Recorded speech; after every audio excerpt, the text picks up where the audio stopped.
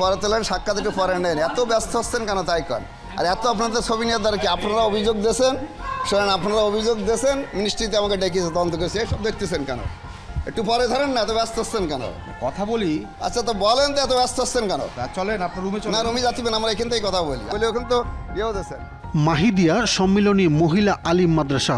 আমিনা খাতুন বাইরে সব শান্ত, কিন্তু ভেতরে অন্য গল্প। যেখানে 6 শিক্ষক, 9টি রোল নম্বর আর একটি নাম বারবার ফিরে আসে। তদন্ত করে ওই যে দেন।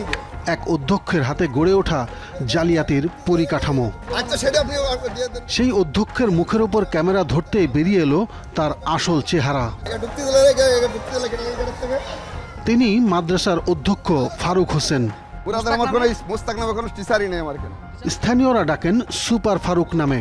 তিনি আমাদের তার সুপার পাওয়ার দেখানো শুরু করলেন। আমরা তো সব তদন্ত করতে পেয়েছেন, সব দিনকে তোমরা টিভিতে দেবেন না, ধারাবাহিক 10-12 দিন দেবেন, তাহলে আমার নামও চাপবে, আমার সারা বাংলাদেশের লোক আছেন।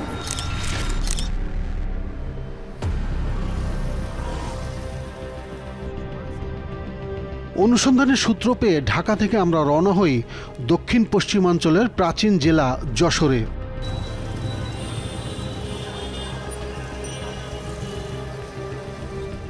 সদর থেকে প্রায় 10 কিলোমিটার দূরের চাচড়া ইউনিয়নের রুদ্রপুর এলাকার মাহিদিয়া সম্মিলনী মহিলা আলিম মাদ্রাসা। বর্তমানে এটি ফাজিল মাদ্রাসায় উন্নীত। আমার সব অভিযোগ তো ডেকিয়েছে, আমাদের সব কাজ করে দিয়ে আসছি, চাকরি থাকে থাকবে, আমাদের না থাকে না থাকবে। অধ্যক্ষ ফারুক হোসেন দীর্ঘ 29 বছর, সেই শুরু থেকে এখন পর্যন্ত একই দায়িত্বে আছেন।